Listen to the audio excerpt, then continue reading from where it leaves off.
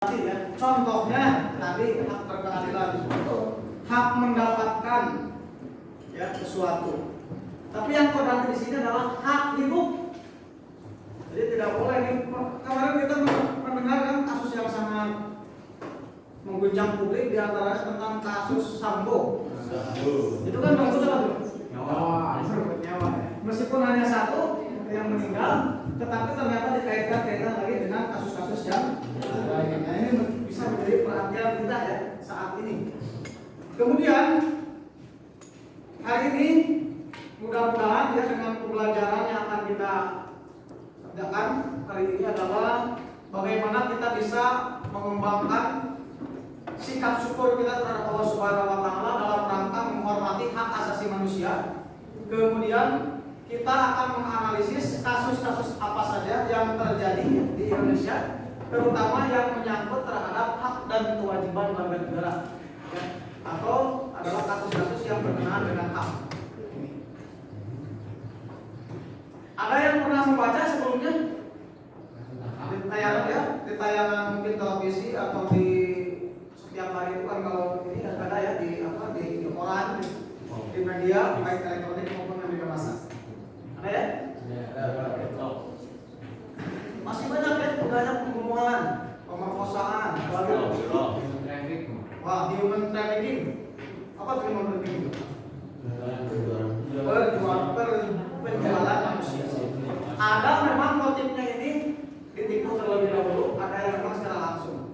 Contohnya misalkan ada juga kan, ada orang yang masuk ke rumah sakit, itu ada penukaran bayi segala macam. Ada juga yang diculik segala macam, kan itu dijual. Oke ya, pada hari ini kita akan membahas tentang hak asasi manusia.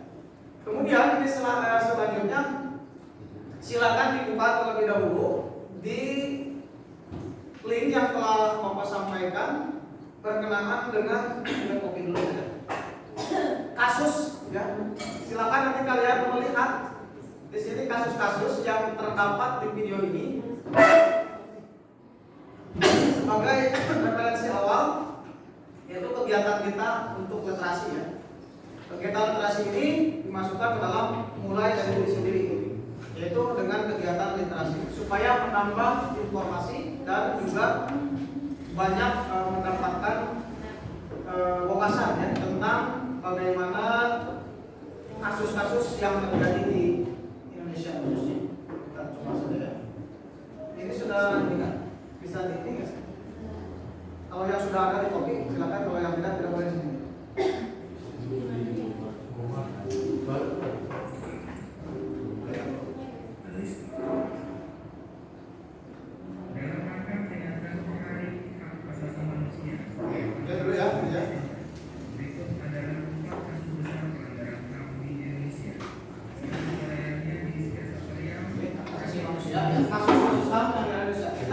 Kita jangan lupa global, tapi di Indonesia terlebih dahulu ya. Kita coba ya.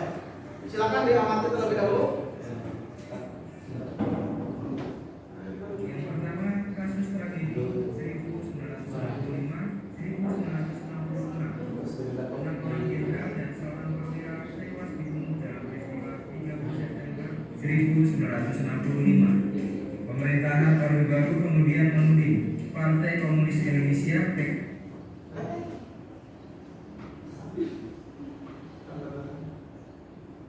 PKI sebagai dalamnya. Ratusan ribu dan jutaan jiwa melayang akibat efek dari malam berdarah itu. Yang kedua, kasus Petrus tahun 1982-1985. Penembakan misterius Siapkan terlebih dahulu ya. Catatannya kalau langsung dituangkan dalam dengan mengatasi tingkat kejahatan yang tinggi. Operasi ini meliputi penangkapan dan pembunuhan terhadap ratusan orang yang dianggap mengganggu keamanan dan ketentraman masyarakat. Pelakunya tak jelas, tidak pernah tertangkap dan tak pernah diadili. Sampai sekarang ya. Ketiga, tragedi Semanggi 21 Mei 1998. Pada tanggal 13 Mei sampai 15 Mei 1998 terjadi kerusakan masif yang diawali oleh kondisi krisis finansial Asia yang makin memburuk serta dipicu oleh tewasnya 4 mahasiswa Universitas Trisakti yang tertembak dalam demonstrasi pada tanggal 12 Mei 1998. Meski pengadilan militer pada tahun 1999 telah memutus tim awal sebagai pelaku penembakan, namun belum diketahui siapa dalang dibaliknya. Keempat, terbunuhnya aktivis HAM Munir Said. Munir ditemukan meninggal di dalam pesawat jurusan Jakarta Amsterdam pada tanggal 7 September 2004. Ia adalah salah satu aktivis HAM paling vokal di Indonesia. Namanya melambung sebagai seorang pejuang bagi orang-orang hilang yang diculik pada masa Orde Baru. Hingga kini kasus kematiannya baru menghadiri pilot maskapai Garuda, Polikarpus Budi Hari Prianto, yang mendapat vonis hukuman 14 tahun penjara karena terbukti berperan sebagai pelaku yang meracuni Munir dalam penerbangan. Namun banyak yang meyakini Poli bukanlah otak pembunuhannya. Nah ini contoh, salah satu contoh ya, kasus-kasus besar yang pernah terjadi di Indonesia dan sampai saat ini belum terungkap secara jelas. Seperti misalkan Semanggi itu mengawali ketika Pak Harto ini bukan akan dilengsarkan ya, akan mengundurkan diri karena desakan daripada rakyat yang dipelopori oleh mahasiswa. Nah itu mahasiswa masuk berkumpul di sana, terutama adalah mahasiswa dari Atmajaya, ya, UI, dan yang paling terkenal adalah Trisakti. Sehingga sampai saat ini kalau kita lihat Trisakti itu sebetulnya melambung tinggi namanya bukan karena saja kualitas di ini ya, kualitas kampusnya, tetapi dulu banyak aktivis-aktivis yang ikut serta dan memang 4 orang aktivis ini meninggal dunia. Nah, ini ada juga yang dikaitkan dengan operasi hijau. Di pangkostrat waktu itu adalah Prabowo. Nah ini juga pasti keburan. Nah ini perlu kita analisis lebih dalam lagi. Baik, itu saja untuk yang pertama ya, mengenai sebagai diferensiasi pada kegiatan literasi. Nah sekarang kita akan sudah bagi kelompok. Ini ada 4 kelompok. Silakan dari 4 kelompok ini nanti kalian tuangkan dalam LKPD, lembar kerja ya, peserta didik. Nah ini ada beberapa yang perlu diperhatikan.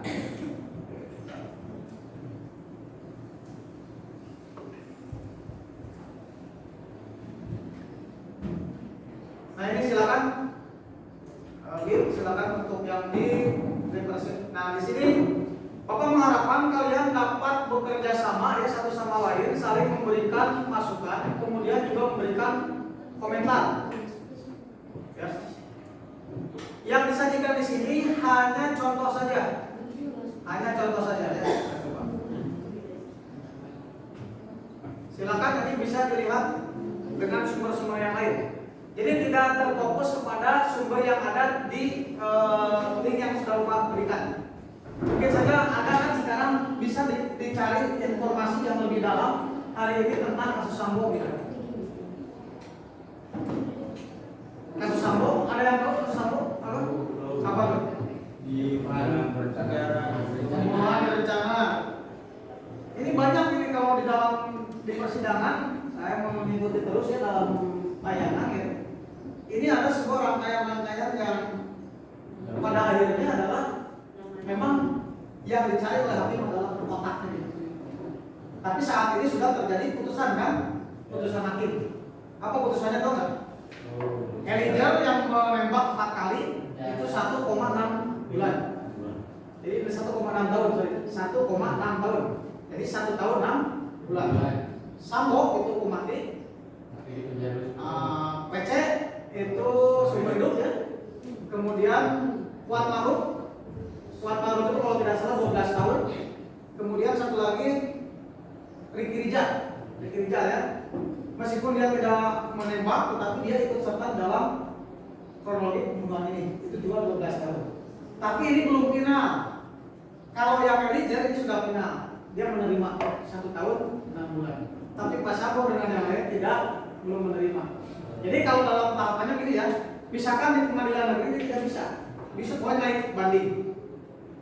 Setelah itu banding masih belum bisa, juga terakhir bisa di MA. Nama apa MA? Mahkamah Agung. Mahkamah Agung itu kalau di dalam sebuah ini disebut apa? Mahkamah Agung disebut apa? Ini masih aktif, ya? Gimana? Masih ingat kan nih yang ini pembagian kuasa dulu? Ya, masih ingat nggak? Ini kan? Terus?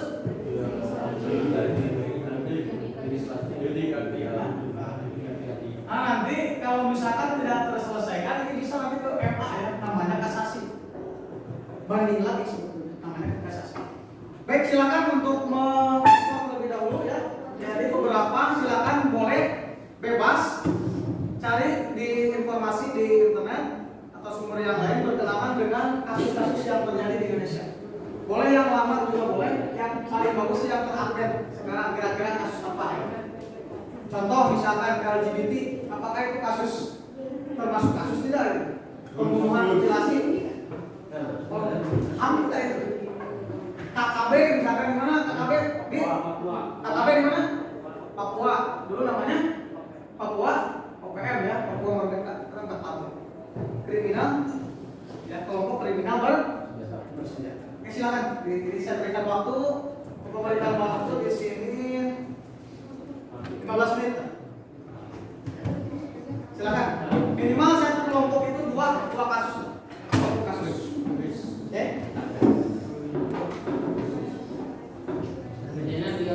Di KPD aja yang sudah ada atau boleh ditulis aja langsung di situ ya.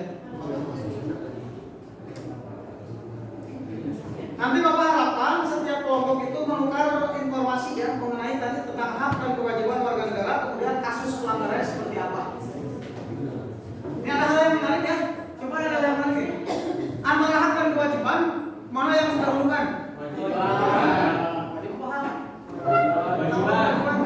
Wajiban. Nah, pertanyaan kedua, Hazel kenapa? Jauh. Kenapa? Why? Kewajiban itu karena sesuatu yang harus dipenuhi. Ya, Pak. Yang harus dilakukan. Oke, tahu juga ya.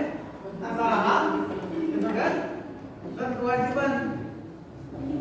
Mana yang harus didahulukan? Kalau dulu kewajiban. Jadi kewajiban kan? Lalu pertanyaannya why? Kenapa gitu?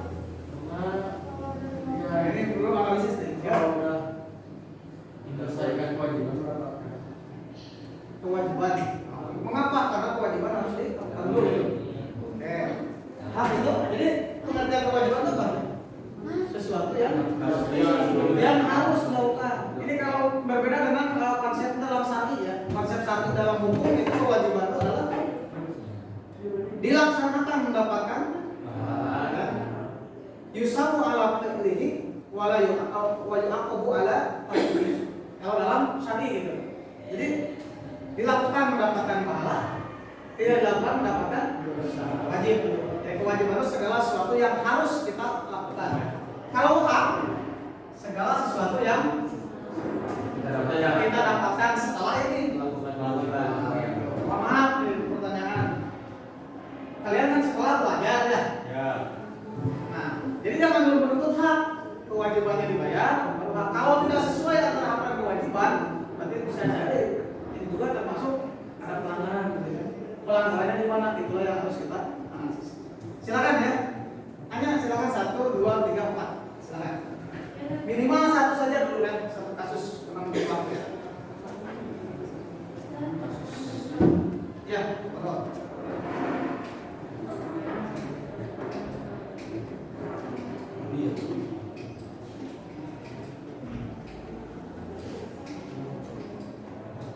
Baik, ini waktunya sudah habis, langsung saja lah ya.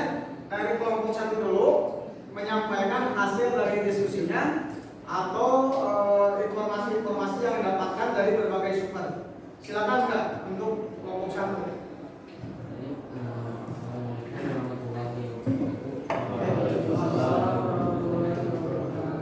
Di sini kami menemukan adanya kasus pelanggaran HAM yang terjadi di zaman Orde Baru ya pada tahun 2004, yaitu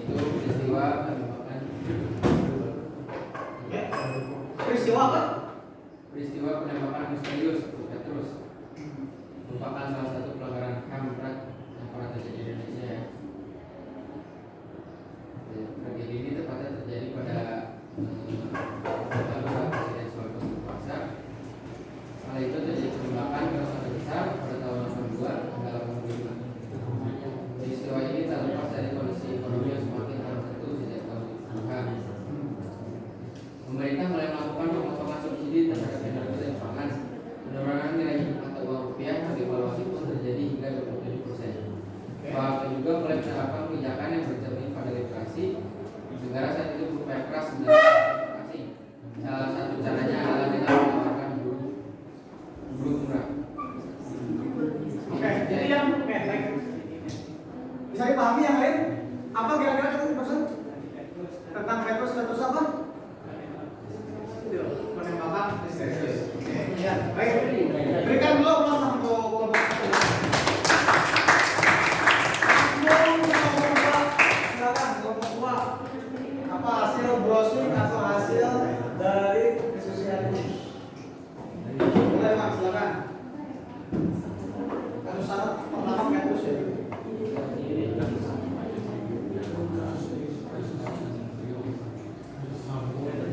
Banyak kan kasus itu. Dulu ada kasus robot derek, pernah dengar nggak? Enggak ya? Belum semua. Ya, boleh. Waalaikumsalam warahmatullahi wabarakatuh. Ya, silakan. Ya. Angelina tinggal di mana tuh? Di Bali ya. Oh, yang kecil yang hilang. Baik.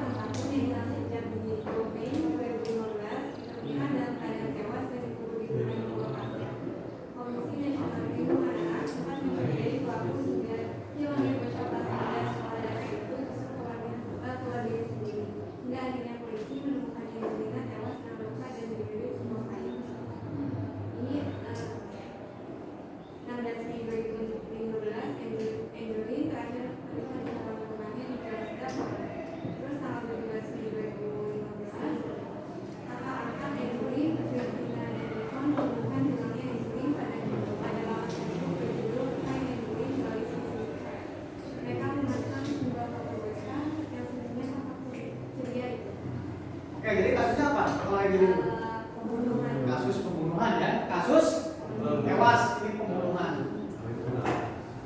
Ini yang menjadi menariknya kasus ini dianggap jadi hilang, padahal dikubur di tempat itu di rumahnya.